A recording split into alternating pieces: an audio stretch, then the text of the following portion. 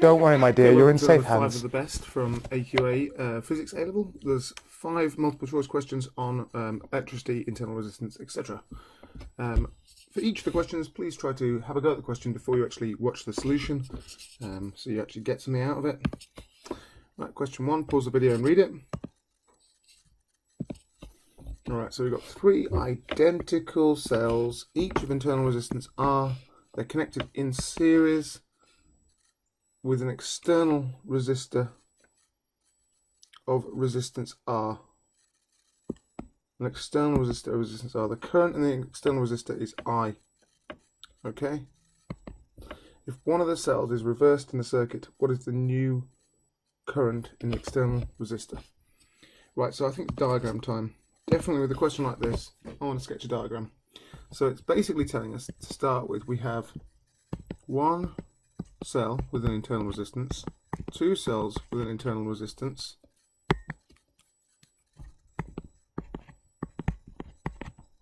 and 3 cells with an internal resistance, all hooked up to an external resistance. Now, for the sake of simplicity, I'm going to just take that out and stick them on here. So essentially, we get all of the resistances and just treat them as though they're all external. Because the total resistance of the circuit, whatever it is, it's going to be 4R in this case, right? But it's basically just a big number, or it's just a big resistance. We'll call it RT for R total. Okay, and let's just pretend these are all 1 volt. 1 volt, 1 volt, 1 volt.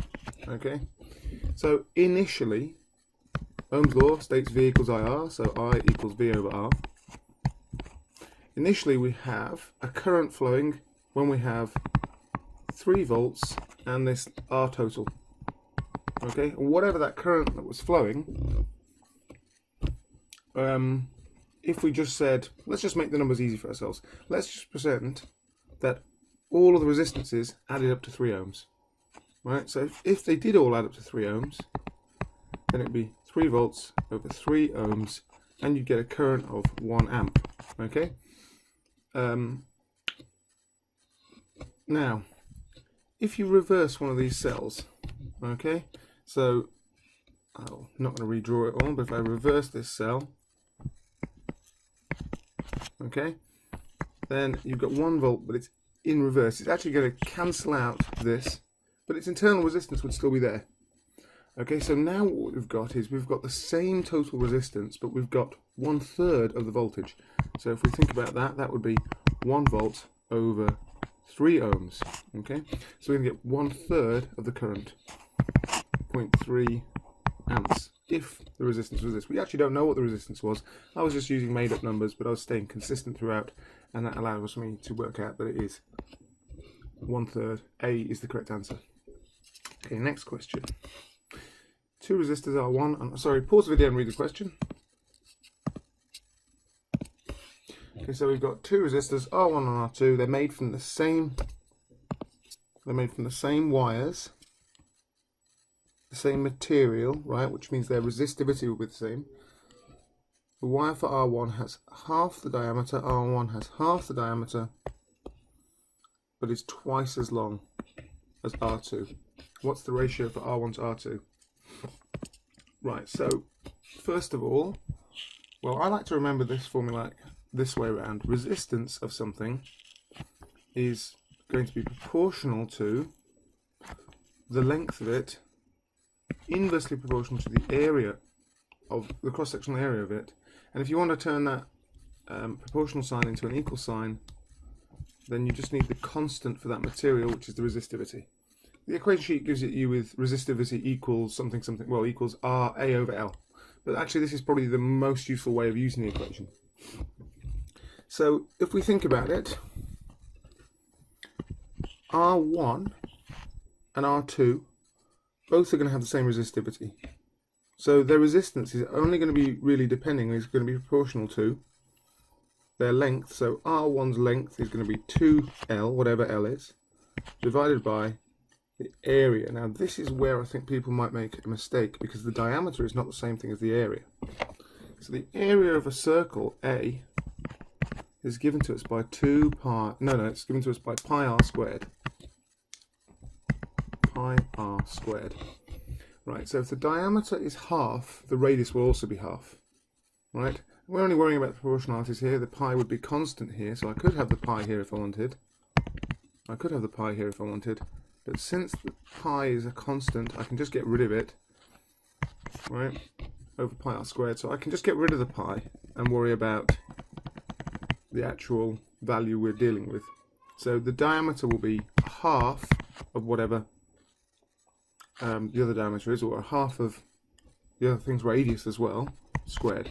So I think this term gives me R1. R2, right, so R2 will be proportional to, again, rho is the same for both. It's just going to be L, which will be 1L over 1R squared. So 1 squared, okay? We've just got basically 1 squared is 1 and over 1 is 1. So I can write this ratio out like this now. I can have 2L over 0.5 squared, right, which is this bit, divided by, well, this bit I've just seen is going to be 1.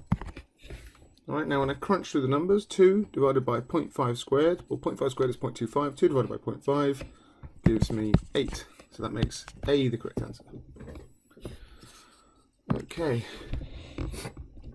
Network of resistors. Okay, you haven't had a go at the question, please have a go now. Alright, so not much to really read here. I have to find the effective resistance in ohms between X and Y. Alright, so at first these types of questions look scary as hell, but all you have to really do is imagine it was made from wires and you had to pull them out. So if I make X and Y more spread out, okay, so what I'm going to do is leave the 2 ohm there, that's the same as is there, and then imagine we came up and around before we got to this one, okay, and then you've got this junction. I could draw it as a junction like that, or just let's draw it how you'd normally see it in a textbook. Nice and neat, makes it easier to sort of apply what you already know about circuits. Right, so really they split into a junction, they go off 2 separate ways, and they come back together again. That's them coming back together here, okay, and back to here. So you can imagine a wire going to X and a wire going around to Y, and really this is just this and this are functionally identical. And I think when you see it like this, it's a lot easier to start thinking what to do. So what I want to do first is find the sum of the resistance of this part, right? Which means I'll have to work out the sum of these pair of resistors in parallel. Parallel resistors, 1 over R plus 1 over R plus 1 over R plus 1 over R for however many you've got, equals 1 over R total, right? So it's 1 over 2 plus 1 over 2, which is 2 over 2 equals 1 over RT. So if I invert both sides of the equation, flip over both sides of the equation, we get RT over 1 equals 2 over 2. So RT is equal to 2 over 2, which is 1 ohm. Okay, whoops. So this is all actually adding up to 1 ohm.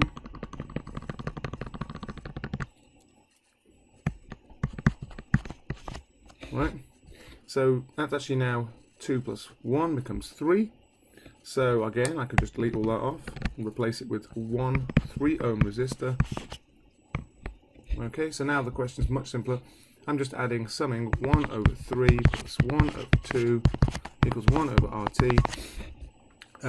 So I could crunch this through on my calculator, but I could also just play with the fractions. So 2 over 6, which is the same as 1 over 3, is the same as 3 over 6, which is the same, 1 over 2 is the same as 3 over 6, also a half. Now they are like fractions, so I can just add them together, add the top bits together, sorry. So that becomes 5 over 6 equals 1 over RT. Invert both sides of the equation, 6 over 5 equals RT over 1, which is RT. And that gets me 1.2 ohms. 1.2 ohms. Okay, next question. Pause the video and read the question. Right, so if you aren't really sure about this one, we'll read through it. Right, so the circuit in figure 1 is used to investigate how the potential difference between terminals of a cell varies as current in the cell changes, and it shows a graph of the results. Alright, so this looks like to me an attempt to figure out the internal resistance of a circuit. It looks very similar to that kind of setup. We're measuring the terminal voltage, varying the external resistance, and we're getting a voltage current graph. So what can be deduced from the gradient of the graph? I'm not going to go into a huge amount of detail on this because I've recently made a video explaining exactly this topic. But you can do a couple of things to start with, right? You can get rid of a couple of ideas straight away. It can't be EMF. EMF is the same as voltage, right? So the only thing that's going to tell you the voltage on the graph is if you just read off the graph different values, or you look at the intercept, right? In fact, the intercept of the graph is the EMF of the cell, so it's definitely not that. Right, the gradient, power dissipated by the cell. Well, we know power in a circuit is given by P equals VI, or I squared R, or blah blah blah. Certainly not by V divided by I. So power is a no. The resistance of the variable resistor. Now that one could be a tempting one. Right, that one could be a tempting one. Okay, so that one maybe we put a question mark next to. So if you were really stuck with this question, you would have to guess, I suppose, between these two. Okay, but if you've done your homework and you actually understand the topic of EMF and internal resistance by watching my video, then you would know that, firstly, if you just look at Ohm's law, V equals IR, R equals V over I, this gives you a pretty damn good clue that the gradient of this is going to be resistance of some kind, right? But it actually turns out that if you know EMF, well, it's the formula for EMF, which you get on your equation sheet, which is I little r plus I big R. Big R is the external resistance times the current. I could rewrite this actually as EMF equals I little r plus the terminal voltage, which is what you read, and then we can put this into y equals mx plus c format, and we can see that that the gradient of the graph is going to be minus r. Okay, so again, I've done a video on this, so I'm not going to go through this in full detail now. So I would be selecting A right now. If you're not sure about this, click the box and you should find a useful video explaining this topic. Alright, last question. Pause the video, read the question. Alright, so relatively straightforward this one is. You've got this many electrons striking a screen in a time of 40 seconds. What current does this represent? So we're trying to find current. Okay, charge on one electron is this. So it is a straightforward application of this formula, Q equals IT. I is current, so I equals Q over T. Now, the current is going to be the total amount of coulombs we get. Well, if you've got 7.5 times 10 to the 15 electrons, and each of them have a charge of 1.6 times 10 to the minus 19 coulombs, that will give you the total charge. Divide this by time, crunch the numbers, and you get a value of 3 times 10 to the minus 5 amps, which corresponds to C. Okay, I hope you found this useful. If you have any comments, please comment, like, subscribe, share, and press the bell so that you can subscribe. Thanks for watching.